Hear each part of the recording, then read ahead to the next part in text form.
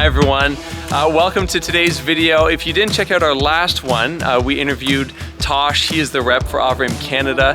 In today's video, while we're still here in Tosh's space, we have some of the representatives from Avrame here visiting, and I'm going to sit down with Indrek, the founder of Avrame, and talk to him a little bit about his homes, his background, and how he got into selling these wonderful kits. Let's get into today's video.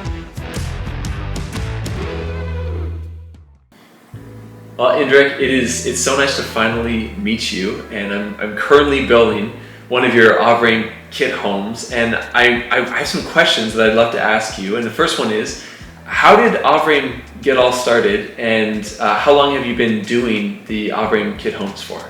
Nice to meet you too. And I have been doing Avrame homes for 8 years now, but before that I was doing log homes.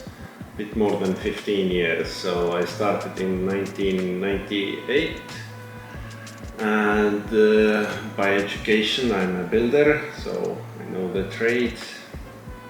And yeah, when I quit from the log home company, I had to sell my house, and I was living in a tiny house for 2.5 years together with my son.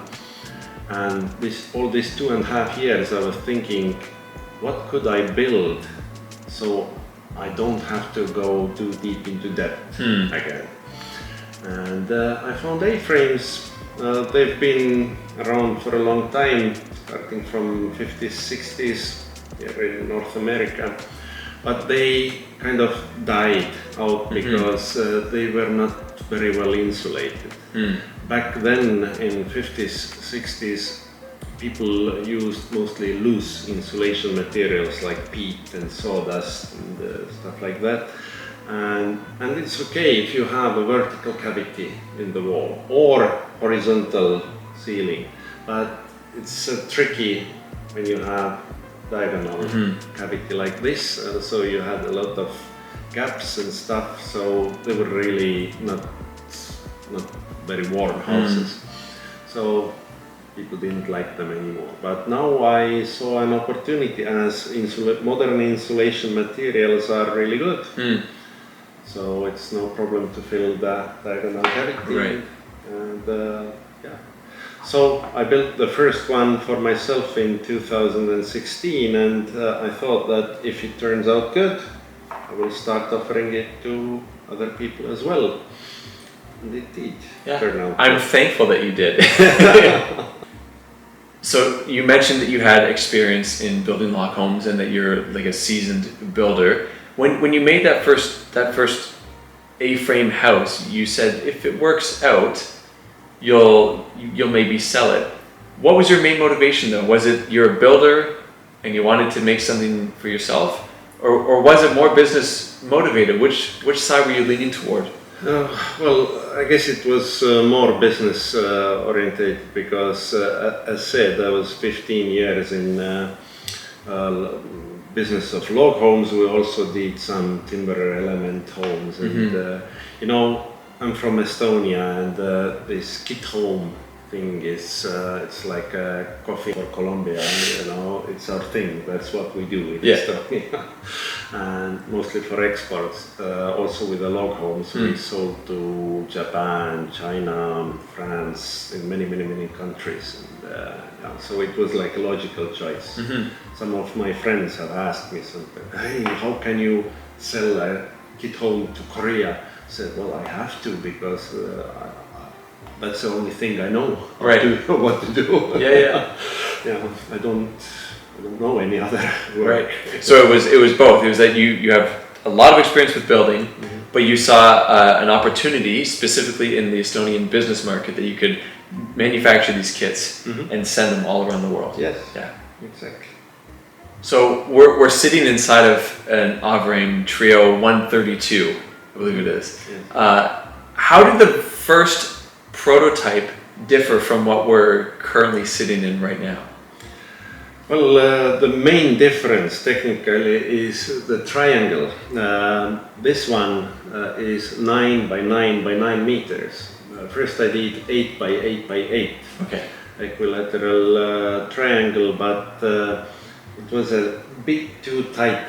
So I thought that for other people I tried to do better because I had a lot of trouble finding great furniture.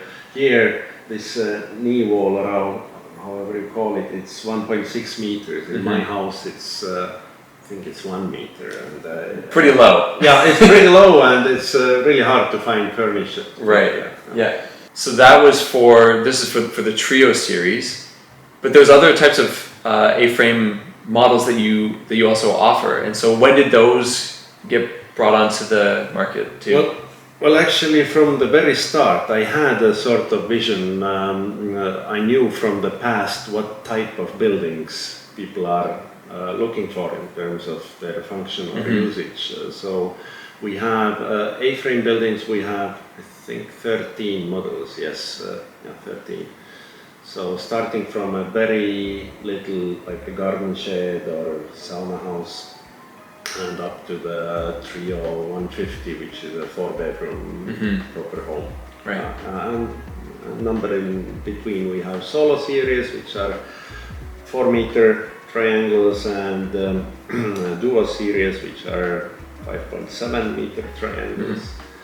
And there is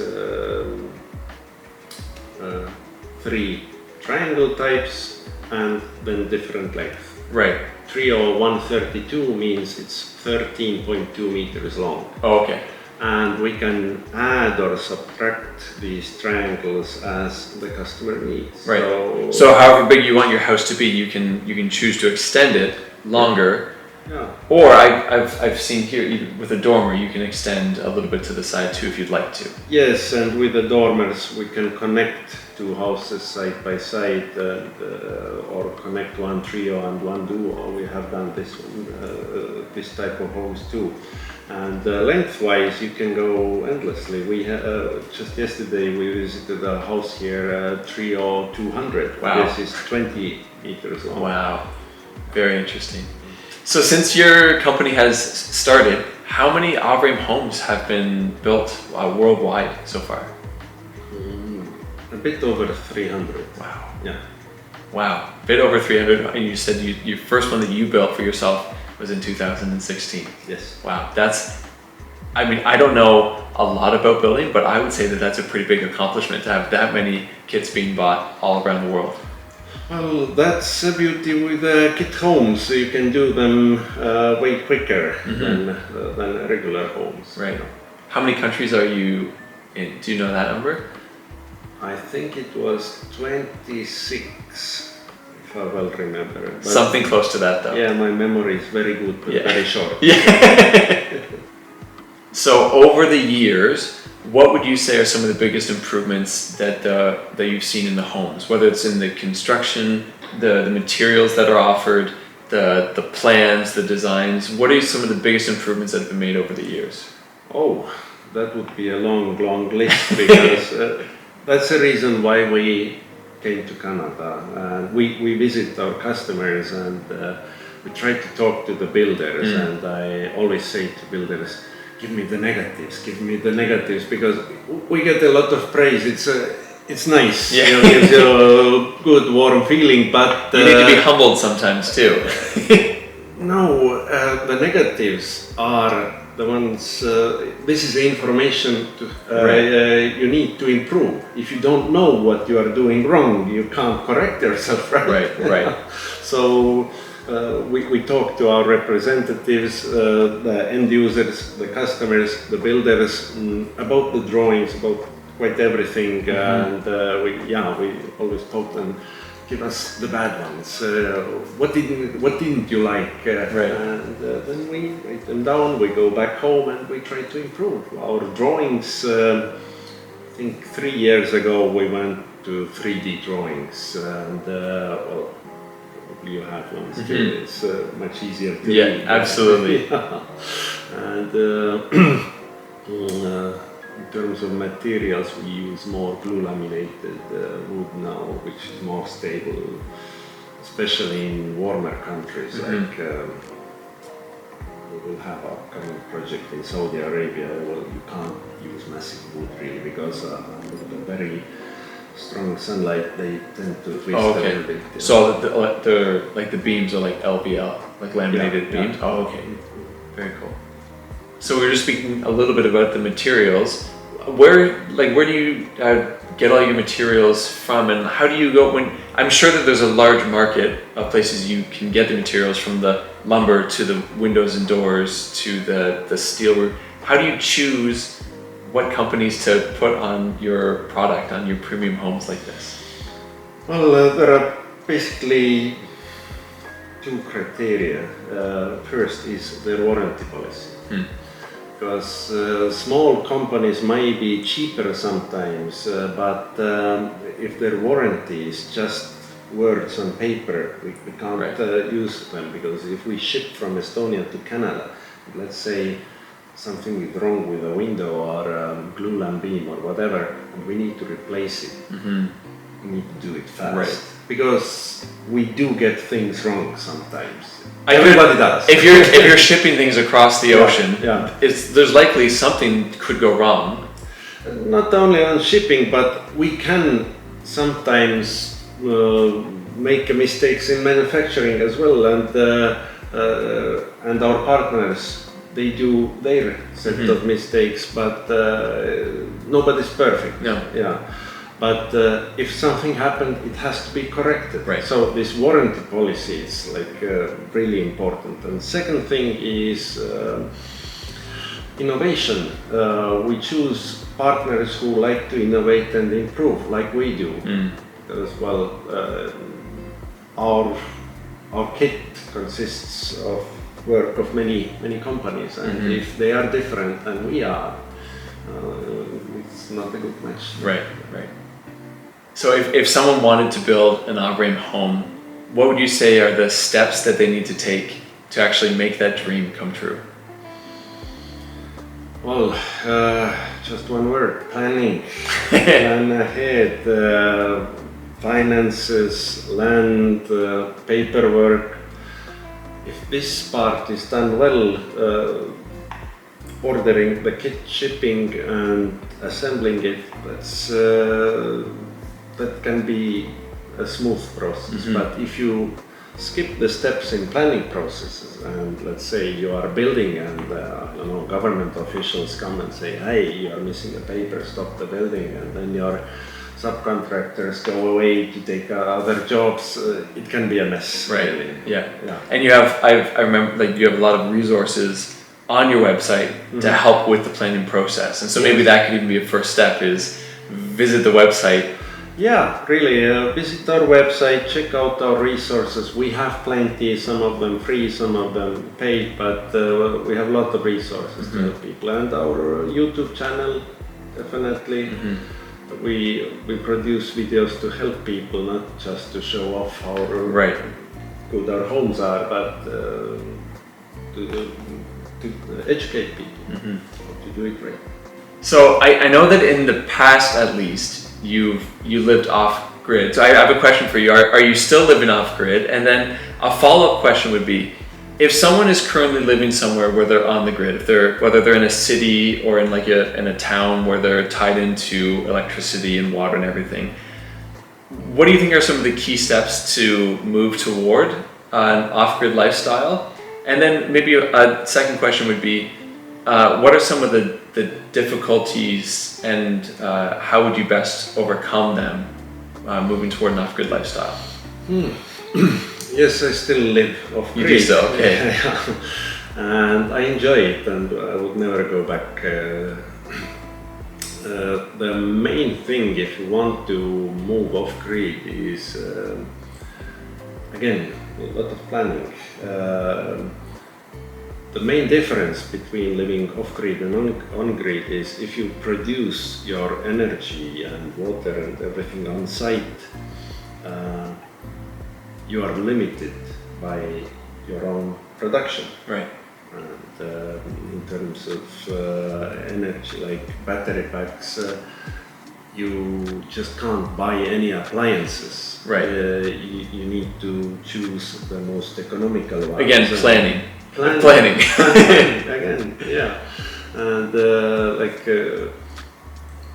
there are some things you shouldn't use, maybe like electric water kettle. I could have one, but Right. It's just much better to use the propane stove to heat up Right. some water for a cup of coffee. And you need to be mindful Right. of your energy consumption. This is something what many people don't like. Actually, they like to buy whatever appliances and use them whenever they want. I have all the appliances. I have dishwasher, I have washing machine, I have my modem, my TV, well, all the modern things, but yeah. You have to be careful how you use them and when you use them. I recently sold my 43-inch TV and bought 43-inch TV. Interesting. Yeah, because the old one was consuming 98 watts and new is 24 watts. Right. So those are the things you're looking at is you have to, so when you're looking at an appliance or a key feature in your home, you're looking at the wattage, you're looking at the energy consumption. You're not just picking something because it's pretty. Yeah. You're picking something based on its function. You want to make sure that it will fit within that off-grid system that you've built. Okay. You must have the attitude towards electricity like towards food. You know that you have a limited amount of food in your fridge, you just don't throw it around. You act mindfully towards your food. Yeah. Same has to be with electricity and water. That's a good way to think of it. I like that. We'll use that in the future because we're planning an off-grid too. Like we've got our solar system installed and we're looking forward to it, but we know that there's going to be adjustments to be made to our lifestyle. We know that it's not going to be as easy as when we were tied to the grid, but we're looking forward to some of the freedom that will also come from that too. Yeah, the freedom is a key thing because, well, all of us think that we are free, but if you have like expensive mortgage and huge utility bills, you are forced to work. You can't make your life choices that, okay, I'll take a month off. You can't. Right. Bankers and energy companies will come and say, no. Keep going. That's right. Every month there's something to pay. Yeah, that's right. That's a good thing about it. And you know, especially for you, you have small children. I think it's growing up children in this environment is actually very good for children. When I went off-grid, my son was 11 years old or something, and I was a bit worried because my off-grid living is in the middle of forest, but how he will cope. But it was okay. He came from school, brought some firewood, made fire because it was cold. Never left the lights on in the toilet because he knew that electricity could run out and he can't play anymore video games. That's right. You know, we created a very strong connection with the reality. Right. That's really good. That's good. That's good to hear. Yeah. Perfect. Well, I'm so thankful that you were able to come to visit Canada and that we were able to make this time. Like I said, I have been blown away with the production of our house so far, the quality of everything that we've done, from the framing to the steel roofing to the windows. We didn't know what a quality home we were getting until it arrived, and so I just wanted to say thank you for starting this company and for continuing to sell really awesome homes all around the world. So thank you so much. You're most welcome. All the best. Thanks.